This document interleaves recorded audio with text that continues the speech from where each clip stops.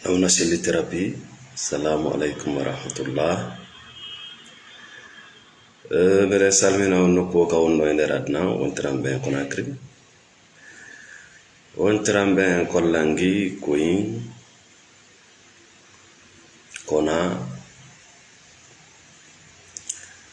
Wontiram ben États-Unis, Amérique, Brésil, France, Belgique, Hollande, Allemagne, Corée, Liberia, Sierra Leone, Côte d'Ivoire. Mede weltani on fo mede yide ko windandam men kon. Merci beaucoup. Merci beaucoup. Bonjour Oula Rab, bonjour. Hande ara isendo den merci Omega Sal en ara isendo den yoga e tobbe fi yo bana adama waawu famude. Merci Diallo Youssouf, l'infatigable, vous êtes toujours avec nous from UK. Alpha Mahmoud So, merci aussi. O adna mo yeten Allah tagali banadama on fi yo jodo o habbu. Allah ko tagirma ko fiya immo ɗaɓɓita lowre manden remande. Sa woni neɗɗo joɗotoɗo habbo koko jiiɓa kon ñamata, koko luttina kon heɓata, koko haaju yimɓe ɓe yalti e mum kon fes, ko gollitira hawka kon fes, ko ɗum hendotoɗa. Habbiɗo fof ko ɗum habbima. Merci Fatoumata Diallo, ma sœur, from New Jersey. Haray ko ɗum habbima. Kala neɗɗo jooɗiɗo habbi ko andi kon ɗum habbiɗa. Ida habbi yo bandu mandu labe, ida habbi yo oɗo waɗane ɗum ɗo yo naɓe ka kammu mi andasi ko honɗum e voyage le paradis des rêves. Ida habbi yo goɗɗo yaltoto wo ko jawma jawdi nyande go yaltita e ma ko yo jombe kako yo udditane magasin. Ida habbi modi, ça fait pitié. Ɗum addande yimɓe o frustration, o déception, envie de mourir. Merci Mamadou Madinas. Kala neɗɗo aduna ngo fof petmare ko o lowre, ɓandu ma ndun ko ala. Kala jooɗiɗo habbi yo yimɓe ɓen kañum yaw ka lowre, ara tawnoramo ko o faala ko. Ma sœur, mon frère, détrompez-vous, ça n'a jamais fonctionné comme ça. À court terme, voilà, ka raɓɓiɗi ton iɗen yiwde, voilà, sikka, voilà, marchiri kaari jooɗiɗo habbi, mais lannon nden nokani, lannon nden nokani. Sa sutti ñamgo liƴƴi annano liƴƴi heɓorta, ñande ka liƴƴi ɗin heɓoto ton fermi o gerda hon. Le vol, la prostitution, la drogue, oui c'est ça, parce que a sutti ñamgo liƴƴi annano liƴƴi heɓorta. Alpha Salou Bari. Donc en ara yewten mandeji seeɗaji, si tawi tun a yiɗi mandeji ɗo e ma andu hiɗa e relation toxique. Woni kaka dewgal ma, woni kaka famille, woni kaka huwodira. Sa yi hoore ma tun e nder wondigal hiɗa wondi e ɗi émotion ji ɗo, e ɗi so andeji ɗo, wota lando si tawi ko wondigal tooke, ko ɗum wiyete relation toxique. Ka buy e meɗen sikki ko giggol. No ko non duwa wonirta, non. Merci ba Marwan Ba. No wodi mandeji ɗi wawata anditirde si tu es dans une relation de merde, de poubelle, parce que ndu ɓandu ndu wiyata ndu yewtay, mais malheureusement on n'écoute pas. Ɓandu ma ndu yewtay bimbi kikkiɗe. Siɗa ka aljanna ɓandu ndu innete hino ɗo ko aljanna. Siɗa ka yiite ɓandu ndu innete hino ko ka yiite. Mais si société on wi yiite ko aljanna, donc ara metta muññade. Si société on jama ijmaa ko fottana, dina kam mo go woni ko fottana. ko fottana kon si wiima ɗum ɗo ko yiite tawale ko aljanna e arlor la hara metta muñanade parce que na Allah wonɗa rewde siko Allah wonɗa rewde ko Allah ko noon a jentoto ɓandu ma a jentoto wonki maki wawa seɗude jonde e koɓe mais siko yimɓe ɓen wonɗa rewde no ha yimɓe ɓen wima poubelle ko suudu a jaɓay a sikkay fof ko non woni yi'irde merci nde tawa ko bani adama o anditirta o relation mo mi woni en ɗo ko relation tooke tuma tawi no ton ko wiyete kon culpabilité mana partenaire jo ma on no jogorma ma no feññinandema wala hiɗa tooñi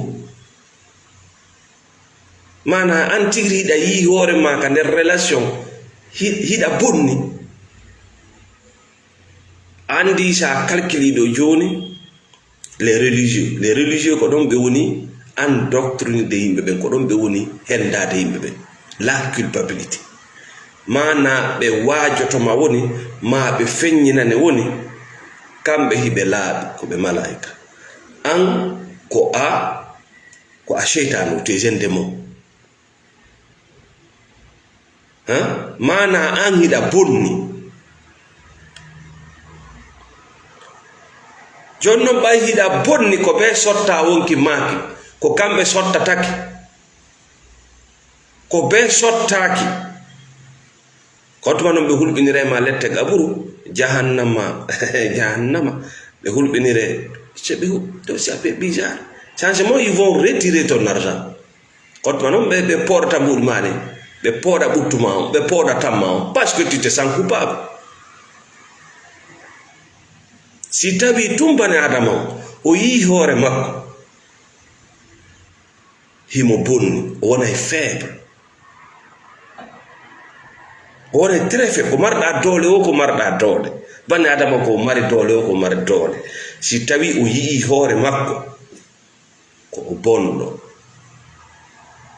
himo bonni himo tuuni himo ñiddi ɗum ɗon jattaymo doole makko ɗe c'est une façon de retirer ta force lorsque tu te sens coupable dans une relation c'est pas une relation saine tele o laaɓa ɗimmo ɗum la confusion jiɓi liɓi hiɗa e dewgal hiɗa e jiɓini c'est à dire tout est flou hiɗa e dewgal rien n'est clair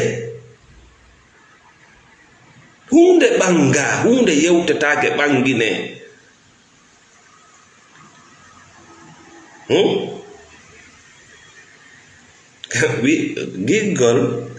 giggol ala confusion giggol ala culpabilité miɗa toñi non quand il y a un problème ça se discute ça se dispute, il n'y a pas de problème mais ça s'arrange entre vous, ça se pardonne. Mais dans des relations toxiques, il n'y a pas de pardon.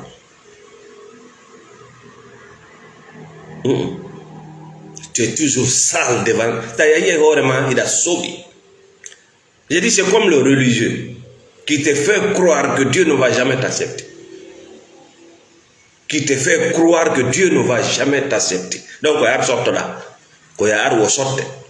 Harane Allah no wi ka Qur'ana an nelaɗo humpitu ɓen jeyaɓe an tawɓe no feƴƴintini boneji bakkatuji wata ɓe taƴo yurmede Allah nde e kadi kanko Allah himo yaafo kala bakkato kanko Allah yahfiru zunuba jamia. Dieu te libère toujours mais ces maudits vont toujours te faire croire que tu es sale ko ɗum haɗi Iblis a tuuba Iblis ande Allah winomo ko honɗum waɗi ɓaymi yamirima ya sujju ɓaymi yamirima ya sujju ko honɗum waɗi sujja kon ɗum waɗi si o yetti Allah himo sukkude bonnere makko nden no hecci yurmende Allah nde l'être désespéré ça lanni taƴade tu transfères ta force tu perds tes qualités kada waɗi seɗa wonde e wondiɗo ko waɗi wo hay si tawi on yewti on moƴƴini ko ton o fuɗɗorta, c'est une relation toxique. Ko waɗi e nder 10 ans ha hande partenaire ma no maɗɗi ngol konngol wattan yiɗa. C'est une relation toxique. Ko amma ko an woni mo posonde ma ko kanko woni ma posonde. Mais c'est pas clair. Yimɓe yiɗidirɓe relation saine iɓe haɓa iɓe yeddotira, ça fait partie de la vie. Mais si kola ko yewta hakkunde mon si feƴƴi continue une nouvelle vie. Goto e mon kadi yiyata hoore mum wasina hino tuuni hino soɓi sabu ko oya hollatamo ko. Parce que des partenaires toxiques ɓe wawata hendade ma si wona tuma ɓe dévalorise ma, ɓe itta valeur on e ma fes. C'est-à-dire sa ari ka maɓɓe sa ari ka maɓɓe no arduɗa noon ɓe waylay ɗum ɗon, c'est à dire ɓe personnalise ko ɓe faala ko, ɓe waɗe e poyum ka ɓe faala.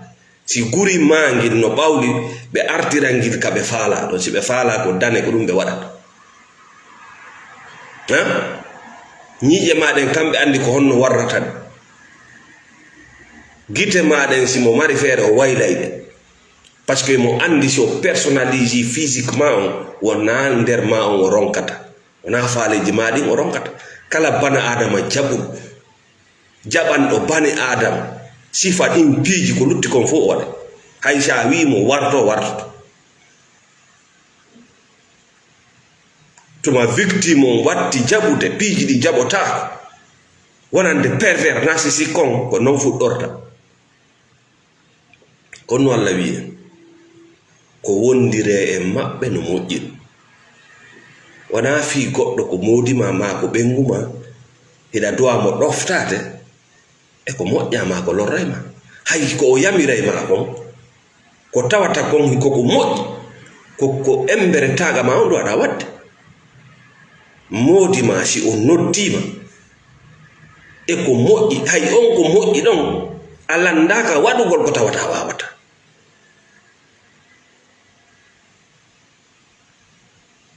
Ça, ce sont des relations saines. Ko de modima famata effectivement ɓengu an salani kalam koko salani lan ɗo e mo duwalan salanade sabu na ko moƴƴi mi noddimo e mo. Ça, c'est une relation saine. Ɓengu an ma modi an salani kalam koko modi an salani lan ɗo wona ko moƴƴi mi noddi e mum. Ça, c'est une relation saine. Mais les relations toxiques, tuma kala neɗɗo on sali, c'est des menaces qui s'ensuivent. Ko sabu hulugol ɗin menace ji ɗon, sabu hulugol ɗen lette ɗon, ko ɗum woni addude victime on yo yaw ɗofto ka duwa ka ɗoftade. Tuma kala le ɗoftiɗa ka duwa ka ɗoftade, tu te dévalorises. Andude ko wondirɗa e makko ko ɓeri kum valeur. Ñande kum valeur um tawi kum ala ton wo o yawi o ɗaɓɓa marɗo valeur. Tata bundum c'est l'anxiété ko ande siɗa e relation hiɗa aani hiɗa huli, c'est pas une relation saine. Normalement sa yalti a tumbitoyke nokkugo sa heɓi ton kulol ko ha e partenaire joma on dogata ara fiyo kulol ngol ɗaano. Si tawi non kulol ngol ko kanko huɓɓintangol e ma, c'est une relation toxique. Si tawi ɗa huli seedugol e wondiɗo ma, c'est une relation toxique. Une relation saine on miijo a yarata e mo. Haray goto kala e mon se sacrifie pour protéger le couple. Dans des relations saines, l'homme fait son mieux pour garantir son mariage, la femme fait son mieux. Mais dans des relations toxiques, c'est l'anxiété. Si mi seedi e o, si men seedi andi ɗum ko shirku. Nde arata ɗo ko ayon mbo arti. Nde ko arnoɗa fewde wonnoɗa ka renge yumma ma ko ayon mbo wondunoto. Ko ayon mbo wonduno ka nder renge yumma ma. Tu recevais de l'oxygène, de l'eau, des vitamines, des nourritures.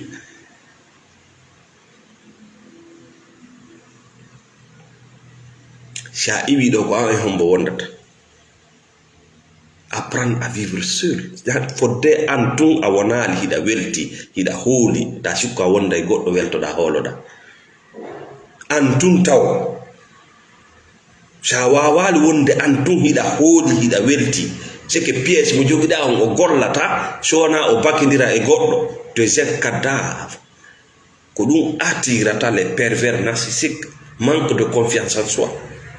Si pervers narcissique yi bani adam himo huti hore makko himo sikkude o gaynata ko be goddo ara hebbina konko woni vidde makko so yima hare no way wo koy prédateur o koy kullo jakkay koy si yi dammol iya mun an luway dum way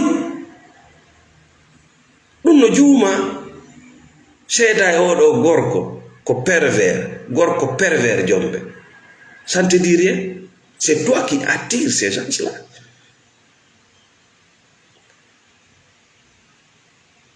Comment ne peut la victime attire toujours son bourreau. What il est oh oui, tu attires le bourreau. Mida wada, tu attires le bourreau. Parce que le bourreau vient en tant que sauveur. Akoru nundu aray wa anna bajof wallo. Arrête de pleurnicher. Yaltu e haachugol. Réclame tes droits, retire ta force. Jattu kala jogi do dole maade. Kala mo fottuda e mum ko ta dabbu hero dando ko Allah pettu dando. Dabbu mo sendo da. Sa dabbi en hero sa dabbi ko danda wa ay walagine. Awa aywa lagine awa aywa mali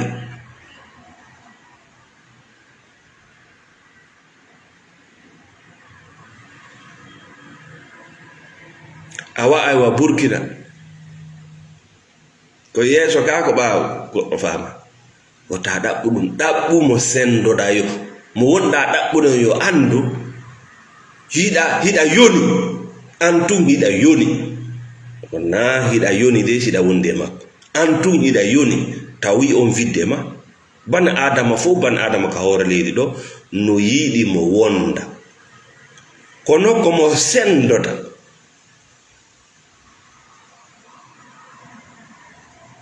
namo halfino e mo wona ko yurminama wona ko alijanna no jonga alijanna fin sa dabbay hunde dabbiri jogiido nde ko hombo jogi aljanna ko modi ma ko bengu ma ko biro ma ko karam ko ma ko lando ma modi acce dabbiro hunde jogiido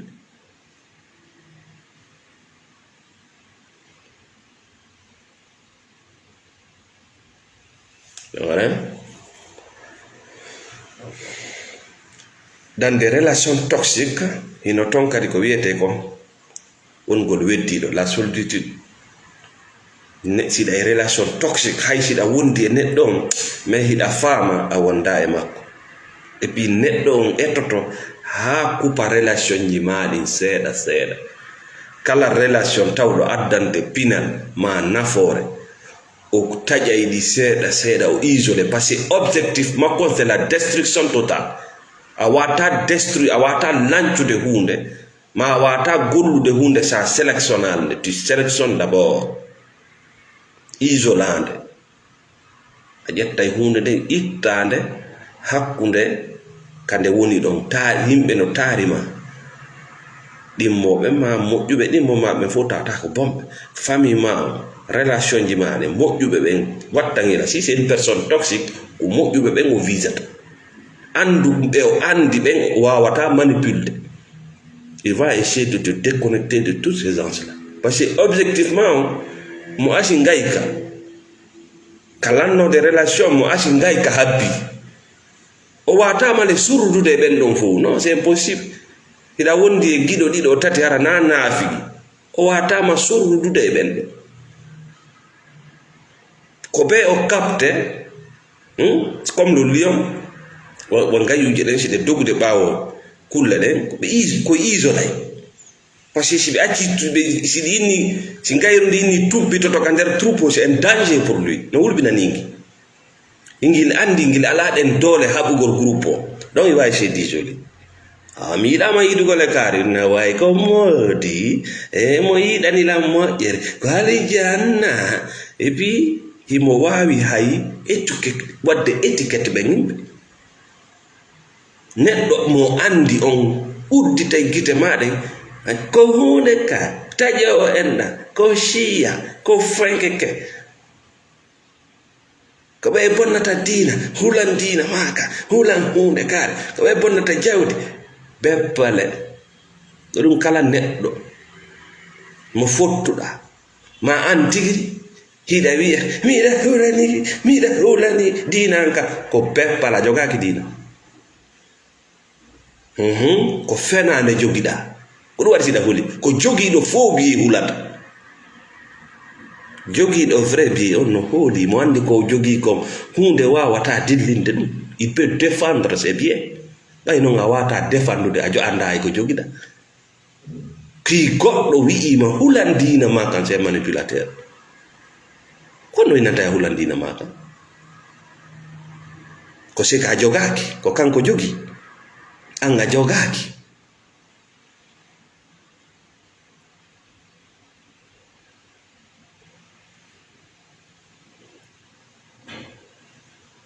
o fenande jogiɗa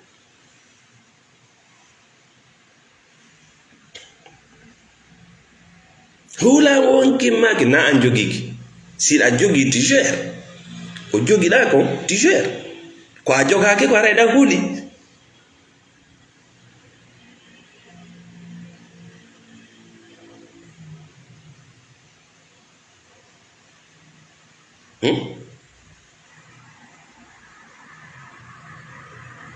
ah oui ananta lamɓe Afrique ɓenen wayi c'est pour la paix ɓeɗen hulani leydi ndi c'est pour la paix ɓe jogaki leydi ndi woodi siɗa jogi tu gères miɗa hulani dewgal ngal miɗa hulani diina kanko beppale ɗum fu sa jogaki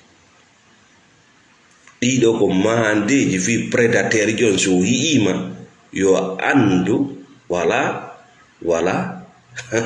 ko a victime do aɗa ñamede ngayuri ndi hulata ka burure non parce que ndi mari territoire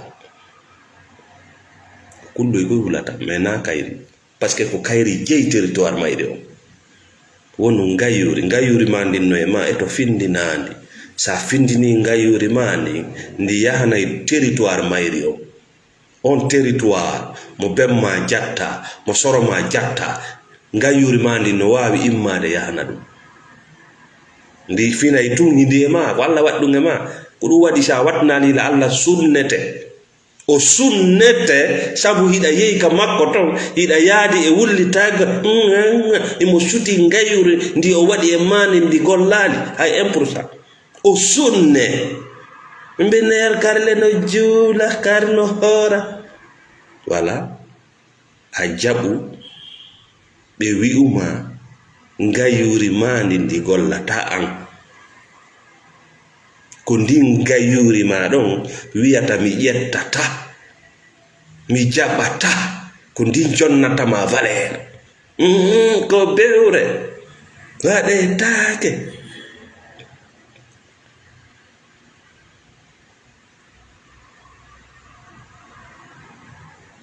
ko ndin ngayuri ma ɗon wiyata min mi hulata ledde gaburu mi hulata jahannama ko taguɗo de o mi hulata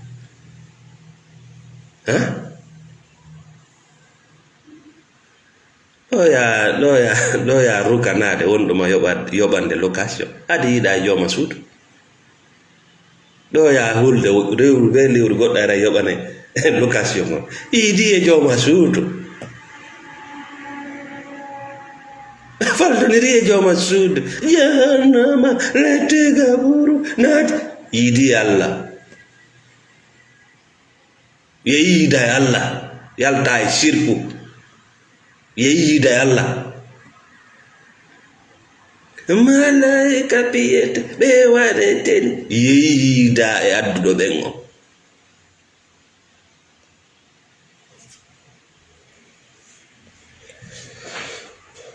bo ɗiɗo non battane mum on ka wondigal, c'est la dépendance affective ou bien la dépendance financière. Joni non pervers narcissique on o waɗi ha a wiiɗa tooñi ko a bonno, ida yeddi modi ma, ida yeddi nene ma, ida tooñi kawtal ma, ida waɗi fufufu, ida naatiri ɗo, ida jeeni, ida heɓi fattu, ida naatiri ni. Donc tu es sale. Bah non, tu es sale. Viens, je vais te libérer. Viens, je vais te donner le paradis. Et là, tu payes parce que au jogaki. Ça date de rigodo ko jogaki, tu payes.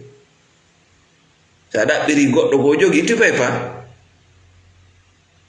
Ça date de rigodo giggol himo jogi giggol, tu payes pas. Il te donne. Ça date de Allah al-Jannah himo jogi, il te donne. Ça date de nauna al-Jannah o jogaki.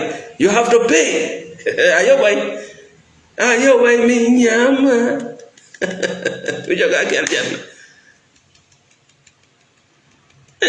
Ala biri nene ma al-Jannah, tu payes. Oui, tu payes. Veni yettu mudin jonna mi nyama tido. Nabu hajja kare na be da kadi hajjuno nabi, tu payes. Yaltuka golle ma yaha accident joɗɗina ɗon tu payes. Aljanna ngale kayde modi ma, tu payes. Allah wi'ima bonnere ko bonnuɗa kon hecca yurmede makko nde wota taƴo, kanko Allah imo yaafo kala bakkato fo no naati ɗo. Ko wona Allah mi waɗi, ko oɗo mi waɗane. Ko onon woni jannoɓe Allah ɓen. Onon eɗon jangi.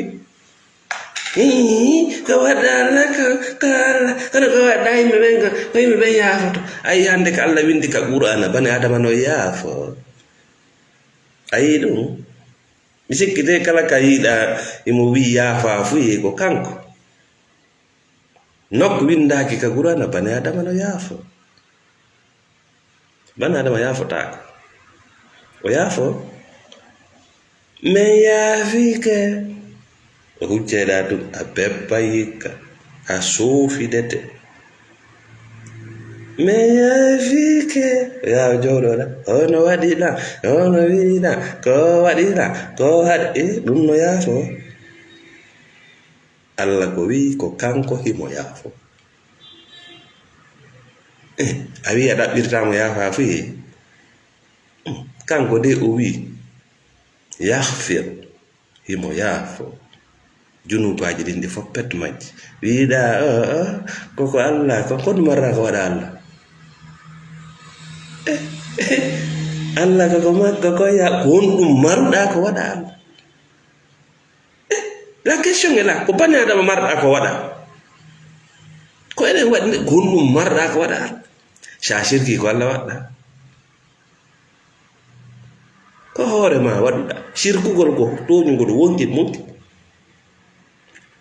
Téléphone ma on si batterie on décharge mi sikki de kaka courant woni duwaɗa branchude.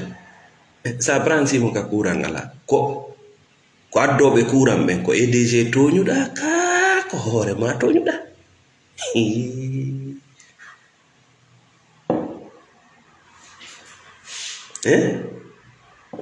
Si ɓengu ma defi ha moƴƴi ɓannanima a ñiñiri ndi ko ɓengu ma waɗɗa ka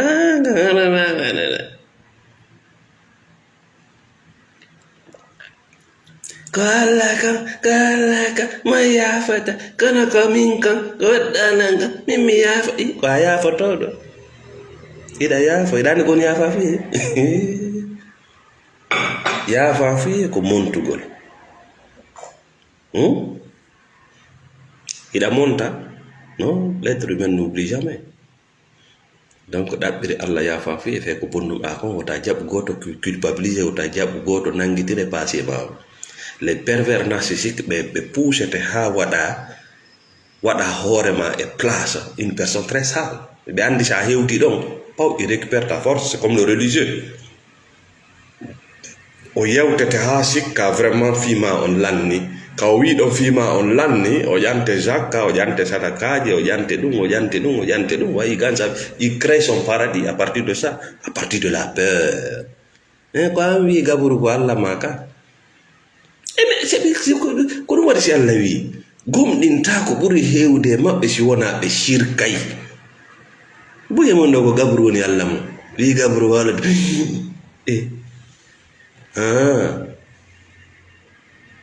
an anda taguɗo gabru fewde wonnoɗa ka tege yummama anda ko gabru no apto a arde on tege anda ariɗa ka gabru non existence en tant que corps ko wonno ko ɓandu ndu woni ala so a yehi ka gabru ko ɓandu ndu wona détruisede ɗon a rewino e ɗum koye ɗum iwde arda goɗɗo no ɗeñine ɗon nawni ya yawmal qiyama ɓenna ko a shirkorinna no min hande mi yaali batini min mi yaali bile min mi lataki nashi minen koye nde fedde men jeena ɓenna nde fedde ino ko wonnoɗa hulde kon ko accirɗa piiɗin ko sabu gaburu e jahannama joni noon gaburu e jahannama ko ɗum woni Allah ma on ka c'était ton Dieu. Sa tawi a yi hoore ma hiɗa e relation hiɗa huli réaction ji modi maɗi hiɗa huli réaction ji ɓengu maɗi si mi waɗi ɗum ɗo ko honno o wiyata si mi waɗi ɗum ɗo ko honno o haalata si mi waɗi ɗum ɗo ko honno gerta si mi waɗi ɗum ɗo dewgal langal si mi waɗi ɗum ɗo foin c'est toxique. Hiɗa e dewgal hay maafe ko modi ma ñamata ko maafe ko defata nden ñande ko fof no andi ɗum c'est toxique. Kala ko waɗi ɗum ko toxique sa dewgal ko gundo ala to c'est toxique. Ka modi ma dari wo ka an dariɗa wo ko yiite ko yore yiite joɗɗo sukka yi wurere si fati mi tañini de wurere si ala fatude y a pas de bruit si wurere no fatude ya en bruit oto ko wurere singal ala dogude singal ala fatude no deƴƴi kan singal huɓɓi ko onno way ko wurere aya curki ki mbawa ko wurere woni moteur sa gayni a yeeyi a memi a tawi no wuli ka naari ɓanduma no si wula sa gayni haalde hoore nde muusete hoore nde muuse ça t'arrange pour tout petit temps après ça recommence parce que na ɗon woni solution. Tu es dans une relation toxique.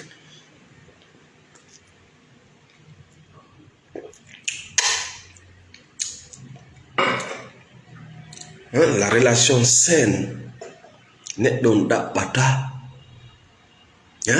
ya change guri mangi ya change no joɗortoɗa no ya change gite maɗe ya change leeɓi maɗe ya change ça c'est pas des relations ɓuyre ɗen min ko waɗi timi nde tampere fof ko sabu miɗa yiɗimo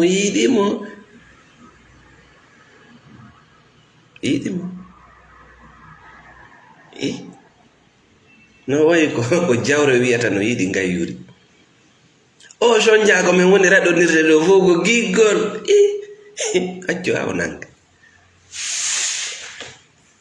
accu ha hewta les 3-0 yeeso makko a gaynata fus a ɓokka fus a hitta fus addo e goɗɗo go ma yida mo goɗɗo go na wi ko giggol ayra wa yidude d'accord. Nawna selli wima ça c'est une relation toxique a watano yalde mum cikka moƴƴagol lootagol bini e noddugol yimɓe fira koyɗi ɗum yaltintama ko yaltinayma c'est la thérapie ko ñawdirgol information humpitoɗa ko an woni gaño wonki maki jaka humpitoɗa ko an woni ƴettude doole maɗe jonna yimɓe ɓe humpitoɗa mo wonduɗa o hiiɗama puutere mo yiɗi noon ko jogiɗa kon e ko wondama waɗande kon puutere giggol ala to may joni noon sa yi pervers narcissique andu victime no ɗon dadi ko yimɓe ɗiɗo wondata mais yimɓe ɓen sikkay wonɗo wullitade on aray wala probléme non o yenni ko victime on c'est à dire wona ɗo toñede on woni noddude toñowo parce que hiɗa andi droit ji maɗi hiɗa yiɗi hoorema non tu prends pas de bêtise siɗa yiɗi hoorema a jooɗota koye poubelle joni may joni noon yimɓe ɗiɗo sino wondi oɗa no toñude oɗa eɓe wondi le pervers et la victime siko wona debbo e gorko wona kenen ko gorko on woni pervers ko debbo woni victime no wona kenen ara ko debbo woni pervers ko gorko woni victime kono ala kulli haalin no woniri no wodi ko duwaɗa famude ɓe fof ko ɓe yimɓe ɓe ɗiɗo kala ko ɓe yimɓe ɓe ɗiɗo kala hiɓe mari ɓernde ɓe ɗiɗo kala hiɓe mari yurmede kono noon no ɓe yi'irta noon aduna on no sirti ka neydi maɓɓe ko ɗon woni probléme ka neydi maɓɓe joni victime on kanko imo neyira don de soi ko yo okku hoore makko ko yo sakko hoore makko si moƴƴa c'est-à-dire ko yo efface e gurdam oɗa si oɗa jaɓamo si oɗa yiɗamo si oɗa wonda e makko si dewgal ngal hisa si golle ɗe moƴƴa si yimɓe ɓe innayi mo moƴƴi c'est-à-dire il s'auto-détruit don de soi ko docteur sans frontière mama solution jogote papa solution lampe gerto don de soi kala ko tawi ko an sa ƴetti mbuɗi ka jiifama a hokki goɗɗo no sit mais hoorema yaa ton ɗum ɗon famaki an tigiri sakkoɗa hoorema a wallini ɗo joni gertogal a hirsi no faamo mais hirsa hoorema awa pinal waɗiɗo joni noon ɗum ɗo ko victime on jannangal gandal ɗo soit ka aadaji ma ka diina kopi il faut tout donner ɓe landi Seydina Bakar ko on no ŋaccuɗa ka suudu ko Allah wa rasulu hunde ala to hay hunde ala to kono noon andu an wona Seydina Bakar sa andu no bete wona Seydina Bakar haɗa no sitti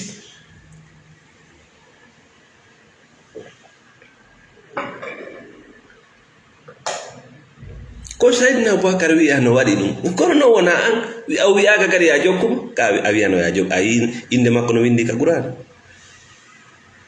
ko goɗɗo kadi yottini ɗum e ma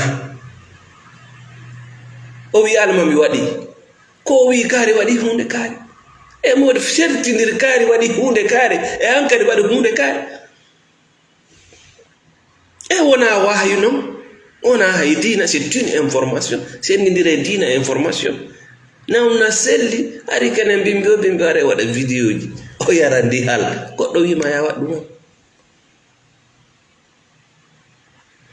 may Balde Aliou partagez le live mettez les cœurs Boubacar Lay Doudou Diallo jonno e andi ko ɗum won la victime c'est-à-dire elle se sacrifie pour quelque chose de débile parce que kala ko tawnorali ma kala ka tawnorali hoorema tu es maudit no metti non mais c'est la réalité tawnor hoorema e aljanna o tawnor hoorema e ko weli ko mais ko marɗa wo ko an woni non ila waɗa ka ida waɗi hoorema himo añila himo boni a yaltata ɗon par ce que ɗon naɓete ha ka batiniɓe ga ka moccoɓe par ce que hiɗa wi hiɗa waɗa hiɗa waɗi hoorema si jawre inni o doga tarto doga kañum en gayi ko gikkon kono marɗa ko haala ñande jawre nden nanga ko jawre nden haajata ɗon kon ɓe non ɗum na solution. Merci David Palmer, l'infatigable Chérif. Non, Chérif Al-Amin Bari, merci.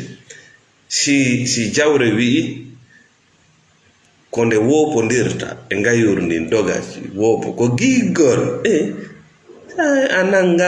anangama andi jon ko giggol ka ngayuru ndin nangima ka dande anga wino ko ɗaɗi ɗi a memi ɗaɗi ɗi ndinna moño ko Allah moño ko ali janna heɓata ka nde ɗiɓɓude tun bo iyanna fuɗɗi ka yaltide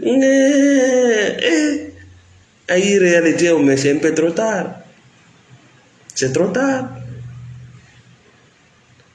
C'est trop tard. Il fallait comprendre ça rapidement. C'est toxique. Si da yiɗi goɗɗo acca wiyete o ñaama kuuɗo ɓayna wonde an a ñaama e huɗo accidamo e ɓanndu makko ɗum e ñiiƴe makko ɗin ta inno a change e gurdam makko ɗa accidamo e yimɓe moƴƴuɓe ɓen ta jaɓo coupude ɗi relation ji mais victime on kadi sikka protection makko on koye junngo on noon ko ɗon kadi ɓuri yurmude anani ɓe inna moodi an inna moodi manani men ɓengu an allahu akbar mayi goɗɗo suuɗi oto wi oto an wappat mangal fuɗɗima naɓude garage a anday siko oto ma koko goɗɗo wuugi acciti inno oto on wiya modibbo on ko noon yewtirte modibbo on lo mari mais moodi an si o wonoyi moodi goɗɗo ko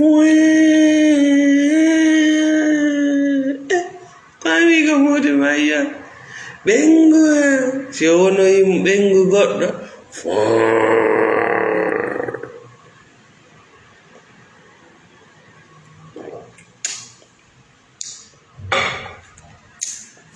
Angata, let's go. Merci Lamine. Je vois la puissance. C'est un médicament très fort. May. Si gorko yarata puissance, benguma yawotoma bappa. Ay mbuɗi karame birta, ay buɗa mbuɗna anjeyi. Parce que ala dopamine ka ɓanduma. Si benguma yima weltata ko goy. Tu peux pas frapper fort. Donc ça c'est o jikkuji ɗi victime jon jogi tawata himo poɗude himo poɗude buuro wallahi jawre yagal mo si jawre nden no andi gayyur nden c'est l'ennemi nangugo ngol no satti parce que go'o nde weltinota ɗiɗi sinde ukkondirama tawi ɓitti nde fewtoyi gayyur nde ko ɗum watta hande laawo parce que ɗon nde faama na dogugol gayuru ndin laawi watta hande laawo kenen nde fewtune galaɗi may ɗon ayiye gayuru ndin no rekkila directement parce que ko huuli barminede fof ko gayi mi anda si ko no woodi ko huuli ka hoore re ɗo hewti pervers ko ɓuri hulde ko yahede acce mais victime on kadi ko ɗum ɗon sikki so waɗi yaratno wayti ko pervers jom ɓuri hulde ko nde laawotoɗamo par ce que mo siiɓade ko ɗon on ƴedde énergie ko ɓuri hulude ko nde yata accama mais tawata kadi ɗum ɗon no buumani victime jom mo sikkude si ɗum ɗo waɗade no wayltike ko ɗum waɗi ananayi victime changeayi ñande go change mano ɗaɓɓa ko waajo o waajo nana o waɗete triangle kene les pervers sont très très intelligents c'est un manipulateur super o mo mari triangle ko noon triangle so ukki yitema mo faala andude quelles sont tes pensées mo mari triangle o faala no woodi goɗɗo noddayɗoma mamo noddata ko triangle makko onno nde gaynirɗa on ɗon transfert message on ha e makko o andi kadi ko honto ɗibbata si tawi message arɗon c'est trop révoltant o arda e ko welayma nagge ko ɗatinayma haala foyo ɓaya mo andi ko welay ma mo andi ka nangu ma don ko jefa ko ya lawa mon tutu mon siye mon fufu mon kakaka o ma tawi ko ka won nena makko ta sikko ko won ma yewde ko c'était menteur de classe.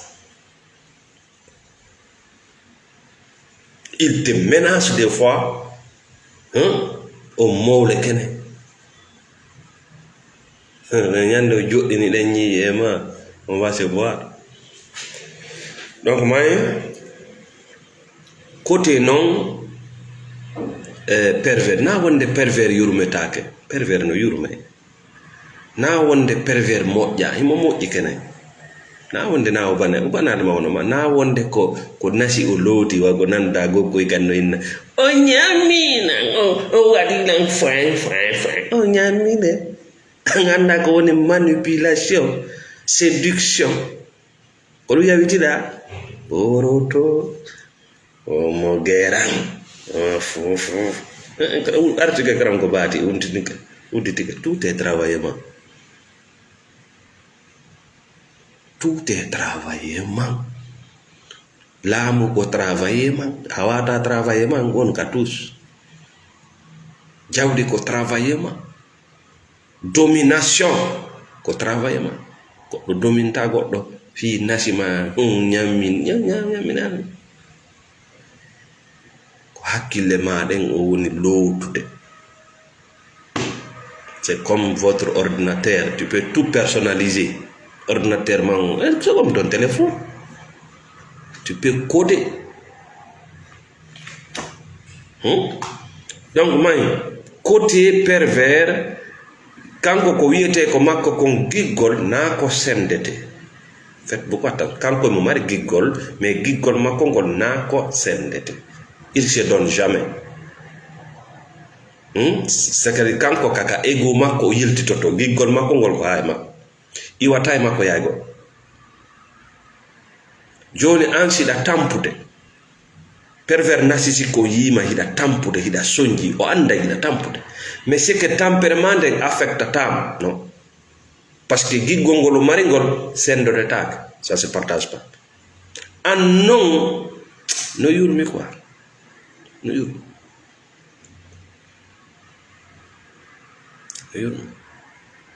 Anko Médecins Sans Frontières. Kanko ko médecin personnel. Toi tu donnes tout. Lui il donne tout mais à lui-même. Hay mbudi ko okkay mako no wodi ko dum hulana. Ko dum wodi ko dum hulana kon si wopi. Ça lui dérange. La soumission, la domination, l'isolement et la destruction. Fodde a ñiddade berne makko walo tab fodde o sendade ma kala ko marda berne makko walo tab fodde a wonali forongol puƴe yalta e ma o ara o ndara il va jamais se rassasier jamais ko ɗum waɗi si a welti ka ça lui dérange no wodi no pervers haɓirte ko weltagol jogagol positif ɗum welataɓe par ce que na ɗum o faala o sendotata koye goɗɗo.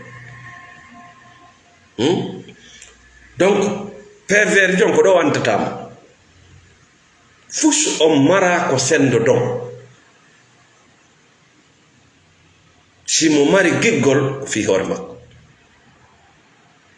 simo mari jawdi ko fi hoore makko simo mari cellal ko fi hoore makko pet iwata e makko yaygo hay konko wiyata no iwi e makko ɗo mettite trompe ko goɗɗum ko tadi ko wenta investisse woni fi yo soñu si o naɓi ko tono woni ɗaɓɓude si woopi a anday woopi il va jamais se sacrifier et la victime se sacrifie toujours ko ɓuri hurɓinade kadi c'est lorsque la victime ne se retrouve plus. Elle ne se retrouve plus. Majji o muti nder to elle s'est effacée.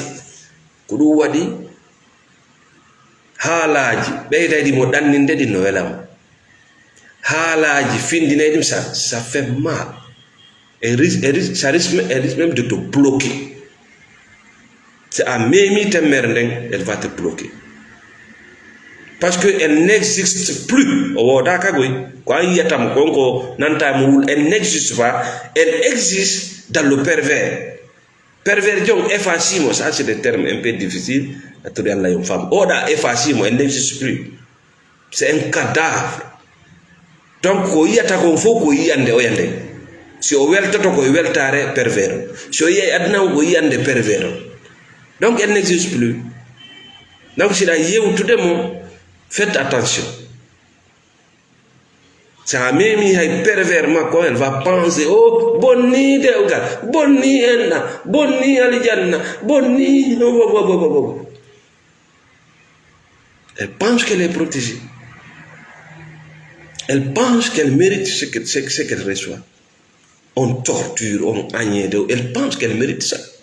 Elle pense que c'est elle qui fait des erreurs parce qu'elle est dans la culpabilité. C'est que de Omunyaki. On va aller, je tengo la note de otra solution goto. Solution ara no. Minna una selli mi habaki. For favor. Mi habaki. I'm not waiting for a hero. Mi habaki. Annabi Musa alayhi salatu wasalam yo aru tajintina la mayongo. No mi da fubbade kene. Wala mi da fubbade. Si tawi ko maayo ngon udditama awa si tawi ko fo prophète menen meɗen fubbade meɗen yawde. Si tawi wona a neɗɗo habbiɗo a wela nangude. A wela nangude de. Lingil wongil ka nder ndiyam ɗaɓɓanangi hoore mum ko ñaama ngi wela nangude ay noon lingil kaddo habbiɗum yehi.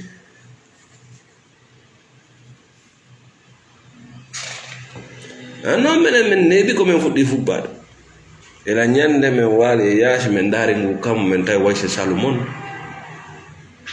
Le monde c'est toi, le reste ça rien n'existe. Rien n'existe. Tu es seul dans ce monde. Walla petton giɗom. Iɗon habbi menen meɗen fubbade kene abbono mi ɗaɓɓa hay goto yo aru timminala. Ça ne m'intéresse même pas yo mi timmo mo takko no yiɗimmi nafimmi okkorimmi non sa okkorila juhayla woni kala wonɗo lan neddude ɗo no andi juhay woni nawna sellina ko mi habbi foodilan foodi way ta fempo pontiya foodilan pontiri ndi way andi les pervers narcissiques ɓe yiɗi fodugol parce que ɓe andi tu aimes ça. Si goɗɗo no falama waɗande waɗatama waɗa. Les vrais hommes ils sont pas dans les promesses. Les vrais hommes les vrais harana fake haji maɓɓe ala e promesse parce que ko loyere naɓete kam okkorte ñaame sodante oto. Si goɗɗo no fodudema wi ko haali o inna ko haali o inna so haali o inni so innimami naɓete kam kammo inna wattay lanka sange naɓete bari wattay lanka sange o accitay fodugol o inna on inna wota wattanka sange a wata waɗande ɗum hoorema naɓete kam naɓete bari a wata yande hoorema siɗa faala. Ko be pervers jon anda ko woni haalde ɗo fof ko swattiɗa wawi waɗande hoorema ma loppottima ala e mum laatu e libre par ce que haji ma ala yero joni wona par ƴetten ka religieux. Si religieux jo anni haji ma ala lette gaboru ala hulde jahannama ça ne t'intéresse même pas. Toi tu as ton créateur ko Allah ma on jogiɗa mais konto non o hulɓiniray ma a habboraki mo yo toranoma yaafafi a habboraki mo yo tefana a habboraki mo iɗa nanga nokku go iɗa waɗa joloko wara inna ya Allah ajjitanelangara haji ma ala en konori an iɗa andi taguɗo ma o kanko waɗi reedu e ma kanko waɗi awra e ma mo andi ko wiyonnumo waɗani reedu e awra waɗi ni o yaafoto bakkato ko ɓay mandu kanko waɗa reedu e ma yawra wona ko ami yo Allah waɗo reedu e ma o ñaami yewji o felli o bogi ko an waɗi reedu e ma yawra ko an iɗa andi ka ɗum iɗa andi ko honno ɗum warra Allah faya so wi o yaafoto kala bakkato o faya kala wiiɗo ɗum ko fenade inna o yaw janna Allah laɓɓin tun tububi e ma waranala tububi e fek e naafigi o wi o jaɓay ko jaɓay yaltina sirku e gurdam maɗa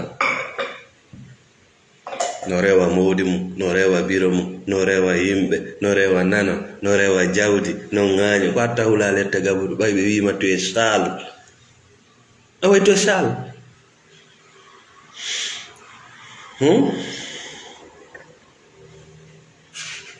Donc, le pervers, voici comment le pervers travaille. Il va passer par tous les mondes pour se personnaliser en toi. C'est-à-dire, il faut personnaliser en fi horema. Wana personnellement, wana kumbikun. Ay kumbikun do. Koni pervers na sisi kirema. Awa kumbikun do non ko embere ko ndaha kan woni ga wondulo. Nyande o nabi bikun kon fi windugol. Kon windani.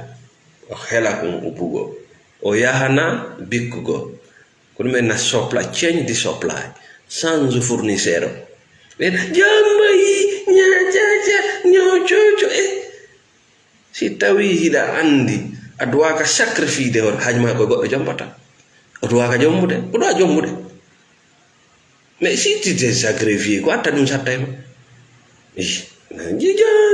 si tu es une vraie femme ajma alay kon konorim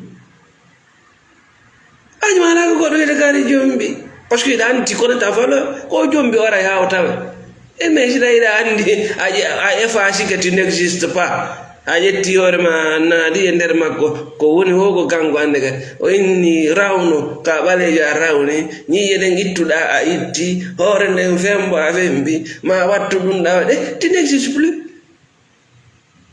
Andi des cadavres, ça tu vas plus supporter.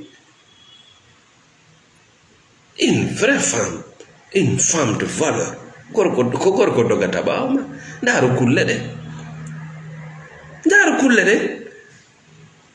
Ko gorum ko yata no doga baw dengo, ça c'est naturel. Fi honnu dengo no jogi valeur mum. Mais s'il y a plus de valeur, ko an dogata baw gorko. Excusez-moi, mais c'est la vérité.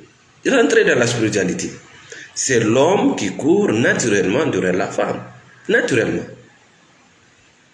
Naturellement, ko gorko on ngayuri ngordi yata wanya ara libana dey ngunge bikoy koy.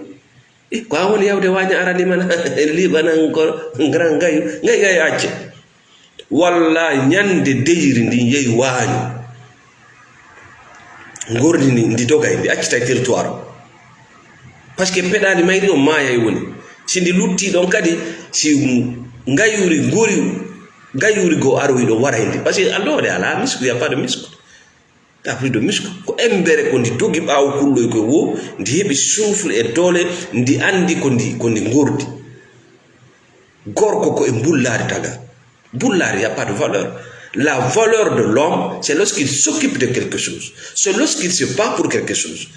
Gorko heɓi valeur wo tuma o darani goɗɗo o pirani goɗɗo ko ɗoyta yimɓe no créa idéologie ji pirana idéologie ji gorko koye mbullartaga mais si anga jaɓali o heɓa valeur e feema sabu ko wonma daranade ko ayni ko à 115% ɓoom mais tu te donnes, tu te sacrifies sans te rendre compte na hunde heƴende e ma ko konko wonma waɗande ɗon ko ɗum valorise ma. Naaru gorko ka o dépensata jawdi makko nin ton e ka o dépensata tam makko ton i valorise no yittema kadde ka o dépensata ton haji makko e ɗum ko magasin ji juuti sumude sona magasin ma sumi haaju ma yo ça t'intéresse pas.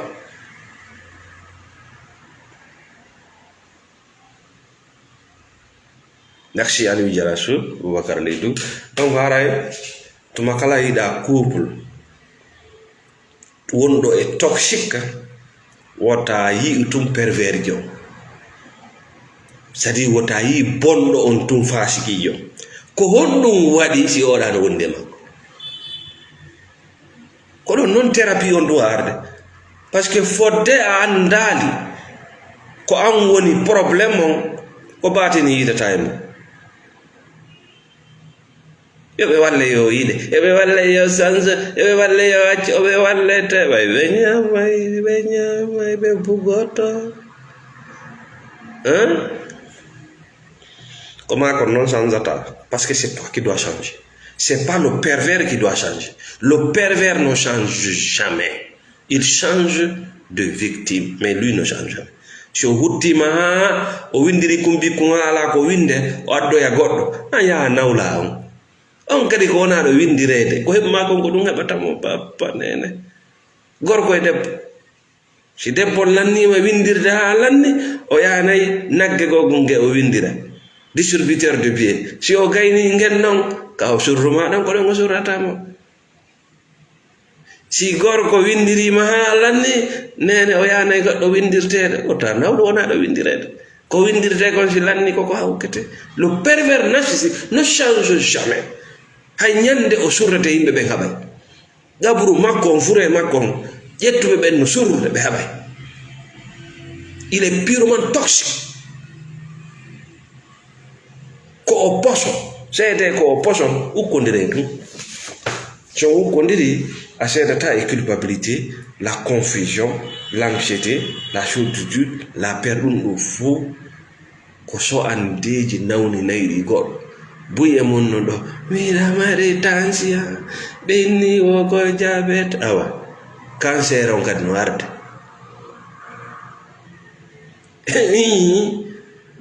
si ɗum non no ngari aray sona ɗum ɓandu ma ɗum naturellement no haɓa nawnare e minen ɗo kamen woni ɗo pali aray bonjour mi andu no régli c'est une dere comprimére mais c'est trop faux parce que si mimi ke bimbi mi pori au puissance en do mi wadi vidéo janni je passe toute la journée je suis content parce que c'est ma mission ça me plaît c'est non nga watta ko fala ko wadata ko fou c'est contre toi voilà yo ne la jibi gonno wadi hidan naw ayi den docteur jono ma waldirde goddum pour tere donc haray no wodi piiji haɗayɗi ha o tigi ronka wadde ko faala ko hara no huli ara num salagol ƴettugol risque salagol ndaargol kon non hadde saluɗa ndaara ko wigol simi waɗi ɗum ɗo gerda honno simi waɗi ɗum ɗo honno simi gerdirini honno simi gerdirini wonna hon ko ngol kulol wonma ñaam si a acci ɗum a inni a accumi ndaara ça change tout ko ɗum maayoɓe fof sa ari takko maɓɓe ko hanno mi waɗa ɗum en mbiɗan ni si ko hanno mi waɗa ɗum en no mi essaya ɗum way sa yi hiɗa wonde ngol ɗo kulol ƴettugol risque yomi essaye ɗum ɗo yomi ndaar ɗum ɗo ko wi ko simi waɗi ɗum ɗo simi naati ɗo e simi gerdirini ko honno ɗum ɗo woniroyta ko honnum ɓe wiyoyta hiɗa nawni hiɗa hatojini thérapie kanko o waɗay ɗum o landotako kamɓe ɓe waɗay ɓe landotako ko ndu waɗoyta an iɗa jooɗi a wariɗe mi naatiriɗi mi soririɗi ko phobie jogiɗa nawna selli thérapie meɗen samina nokku o ka won ɗon meɗen weltani onon jentiɓe partage like vidéo ji amen ɗi fof merci Fatoumata Binta Diallo merci à tout le monde meɗen weltani kala abonné ɓe ka page ɗo kala wonɓe men darde kala wonɓe sponsor de o page so yi o page no rulde no woodi kadi dariɓe wonɓe wallitade fi yo page on continue mbeɗa weltani wontirɓe laggine wontirɓe États-Unis monsieur Thierno Diallo monsieur Ba Mamadou New York actuellement en Guinée mbeɗa weltani wontiranɓe en France monsieur Chaliou mbeɗa weltani wontiranɓe Belgique Fatoumata Balde ma sœur Fatou mbeɗa weltani kadi wontiranɓe Hollande wontiranɓe Allemagne wontiranɓe merci Dimo depuis la Suisse merci Dioum Balde merci beaucoup Merci David Palmer, l'infatigable. Merci à tout le monde. Nous sommes ensemble depuis longtemps. Wontraben Liberia, c'est 20th Street. Wontraben Côte d'Ivoire. Merci Salou Kondé. Merci Diallo Youssouf. Longtemps nous sommes ensemble. Merci Malal Fafaya. Merci beaucoup. Merci. Salamu alaikum wa rahmatullah.